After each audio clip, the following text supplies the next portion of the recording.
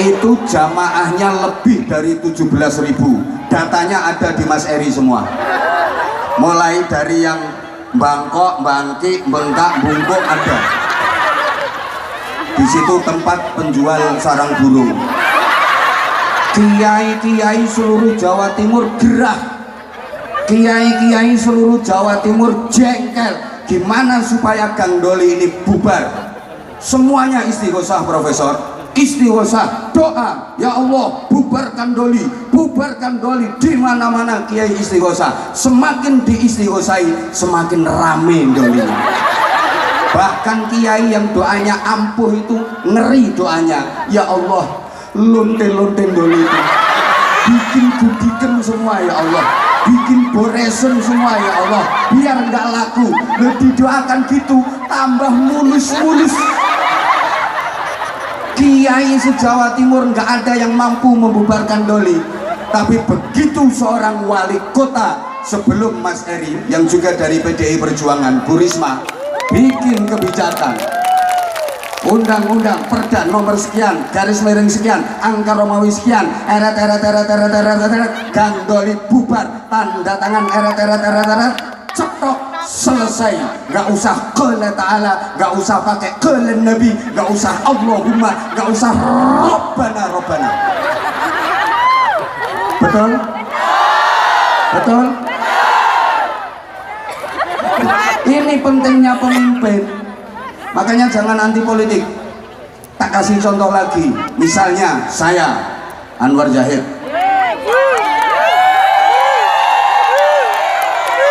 pengen bangun masjid, Pak Profesor, anggarannya 25 miliar. Tiap hari, pagi, siang, sore, malam, saya keliling kemana-mana. Saya mengajak para jamaah untuk berinfak bareng-bareng bangun masjid. Mohon para jamaah untuk sumbangannya membangun masjid. Saya keluarkan dalil. Man bana masjidan lillah banallahu lahu baitan fil jannah. Siapa yang ikut berpartisipasi membangun masjid karena Allah, akan dibangunkan istana megah di surga. Terus sorban tak edarkan, paling plung 2000, plung 2000, potongamu 2000 duwe lencu, plung 2000.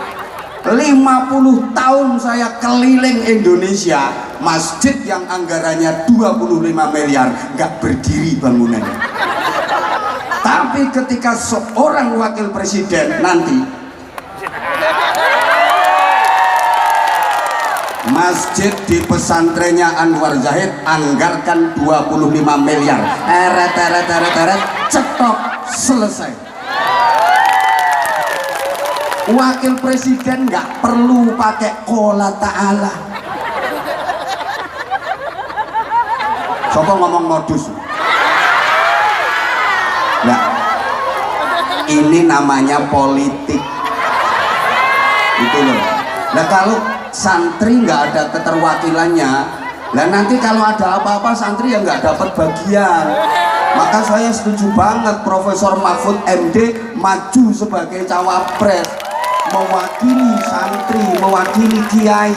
Izin Mbak Puan, sementara ini kiai betul-betul didiskriminasi, dianaktirikan.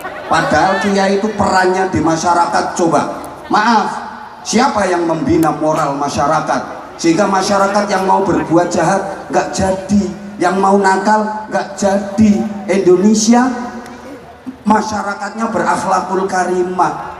Ini didikan para kiai, jasa para kiai, keliling dari pelosok ke pelosok, dari kampung ke kampung. Andaikan masyarakatnya pada nakal-nakal, berbuat jahat, berbuat maksiat, ya pejabat kewalahan. Berapa jumlahnya pejabat? Izin Mbak Puan, ini kiai tapi sama pemerintah kurang dihargai.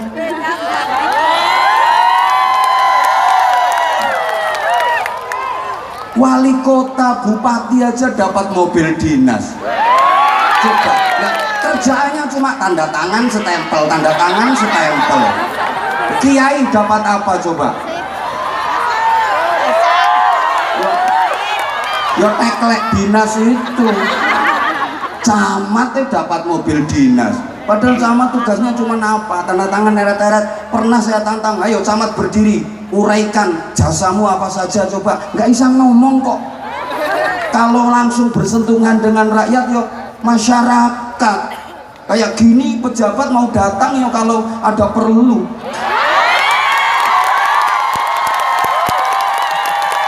Profesor kalau nggak terima silahkan tinggalkan tempat sekarang juga. Nggak usah dibenci sama jamaah. Sekalian Mbak Puan tinggalkan tempat. Loh, tapi kan ada petugasnya. Nah, kalau langsung ada masalah kecil pusat, yo nanti yang kecil-kecil kayak Mas Heri, Gus Yani lah kan duwe penggawean. Makanya delok bupati metengkrang gak wah apa-apa. Itu dapat mobil dinas. Nah, sementara kiai nggak diperhatikan belas. Guru-guru diniyah, guru-guru TPK itu Prof, nanti tolong diperhatikan Prof. Itu yang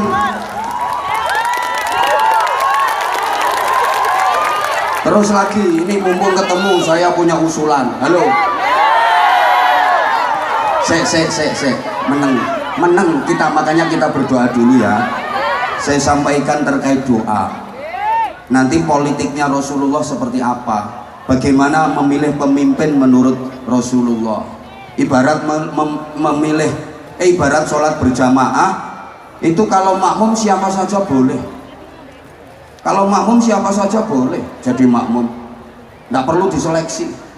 Siapapun boleh jadi makmum, asal punya wudhu, memenuhi syarat-syaratnya sholat. Siapapun boleh jadi makmum. Wong belah-belah, wong on, anak yang belum balik boleh jadi makmum. Tapi untuk jadi imam lo harus selektif, nggak sembarangan. Di antara nih maaf pertama yang paling pinter di bidang fikih.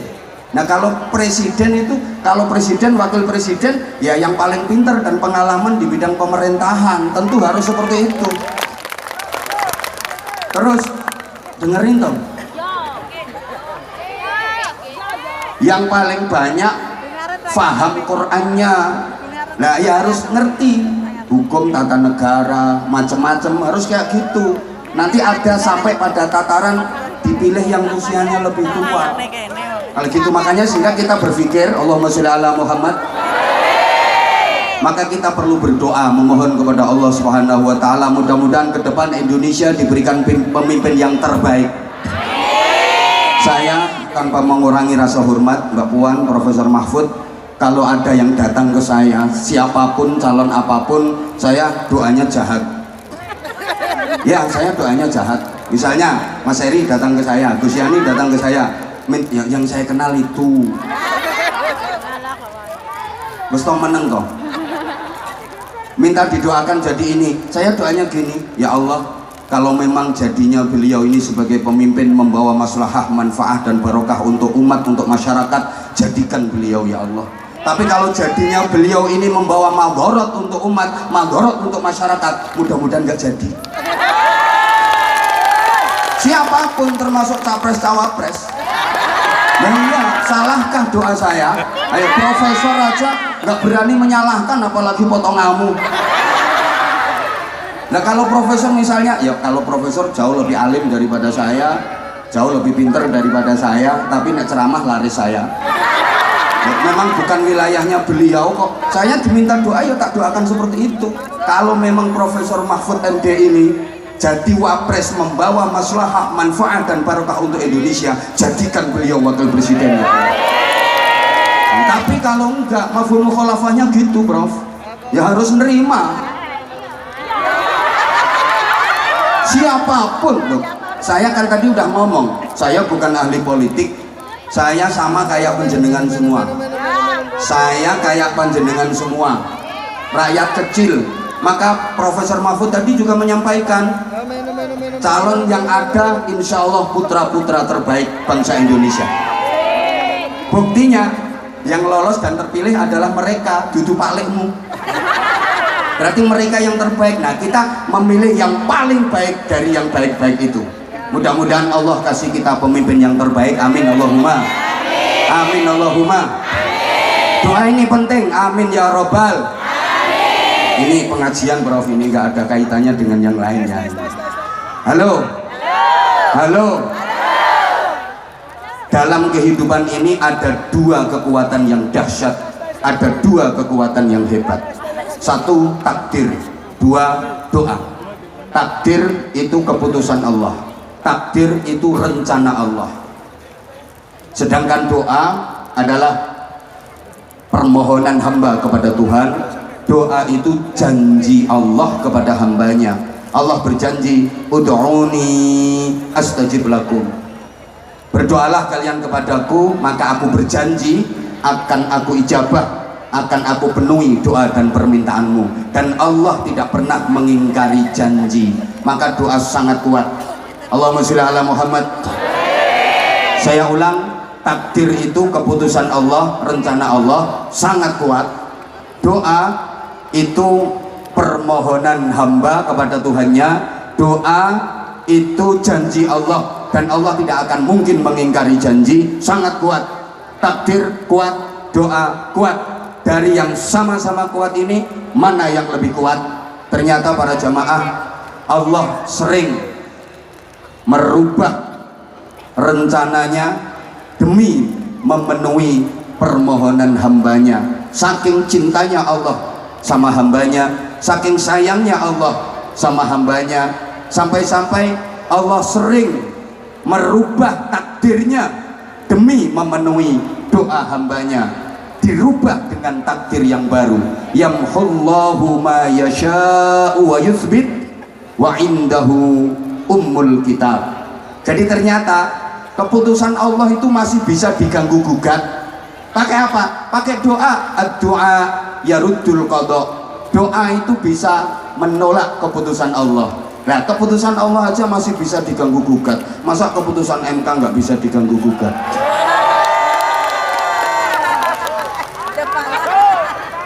Halo, halo.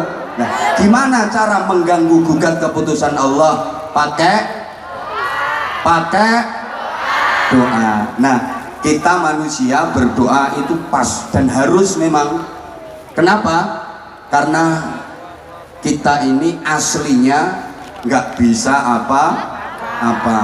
Kok nggak semangat sih? Aslinya kita ini nggak punya apa.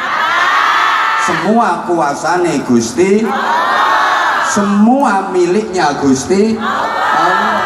Asline menungsoku gak duwe apa-apa. Maka kalau hari ini Bapak Ibu nggak punya apa-apa, jangan sedih. Berarti sampean termasuk manusia yang masih asli. Ya asli nggak punya, memang asli tidak gablek. Kalau sekarang sampean nggak bisa apa-apa, ya jangan sedih-sedih, karena sampean termasuk manusia yang masih asli. Yang bisa apa-apa, yang punya apa-apa hanya Allah Subhanahu. La haula wala quwwata illa billah. Maka maaf, karena aslinya manusia ini nggak bisa apa-apa. Banyak orang yang selamat karena dia merasa nggak bisa.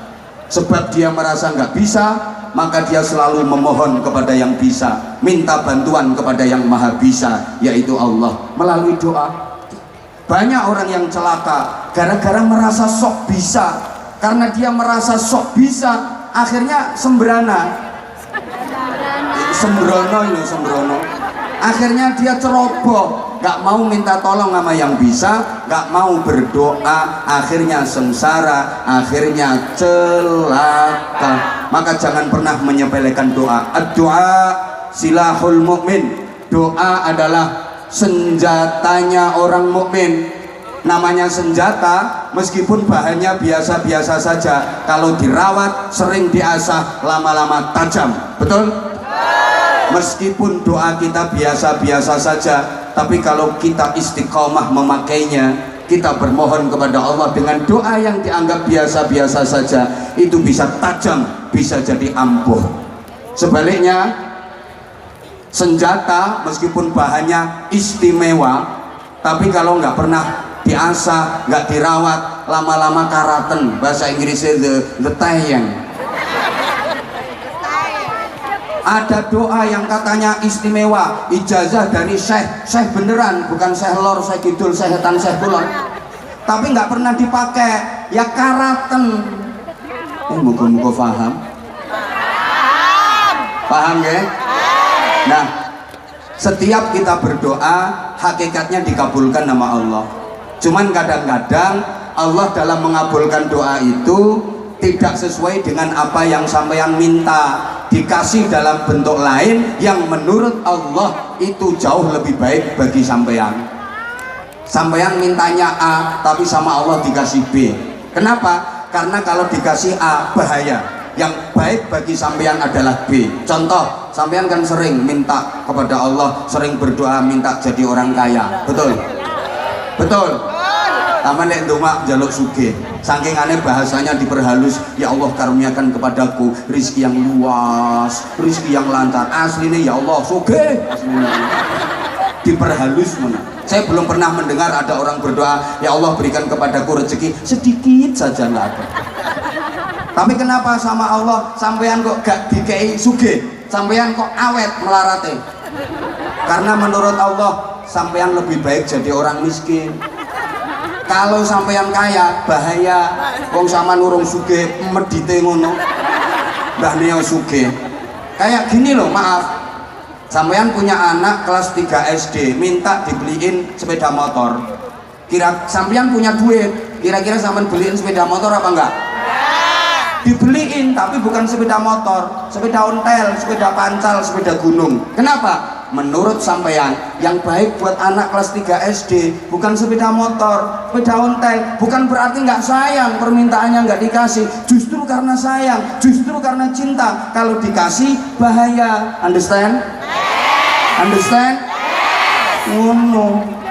Oke, nah sekarang udah. Kalau sampean berdoa langsung diijabah sama Allah, jangan merasa bangga, jangan merasa gembira dulu. Belum tentu itu karena Allah sayang sampean. Bisa jadi karena Allah gergeten sama sampean. Udah dikasih biar mingkem. Kalau sampean doa kok kayaknya lama nggak dikasih, jangan kecil hati. Belum tentu itu karena Allah benci sampean, justru karena Allah sayang sama sampean. Allah senang mendengar doa sampean, Allah senang mendengar tangisan sampean. Maka diperlambat sama Allah, ditunda, nanti dikasih yang lebih gede. Kayak gini, misalnya sampean lagi duduk di teras rumah sore-sore, terus ada pengamen mas, pengamennya itu udah tua, suarane welek jebrak, nek nyanyi ngidune muncrat, ambune tengi pengok 7 hari nggak mandi. Kira-kira sampean tunggu sampai lagunya selesai, apa langsung sampean kasih duit biar minggat? Langsung dikasih biar minggat. Maka kalau kita berdoa langsung dikasih sama Allah, jangan berbangga diri dulu. Boleh jadi karena Allah gergeten sama kita. Iki nek rata kei ra mingkem. Terus misalnya mas, ada pengamen di rumah sampean, wis anaknya cantik, baunya wangi, suaranya bagus, lagunya enak banget. Langsung dikasih duit apa ditunggu sampai lagunya selesai? Nambah. Paham ya? Paham ya? Ayo coba kita sama-sama baca sholawat tibbil qulub. Ayo Gus Azmi bareng-bareng. Allahumma sholli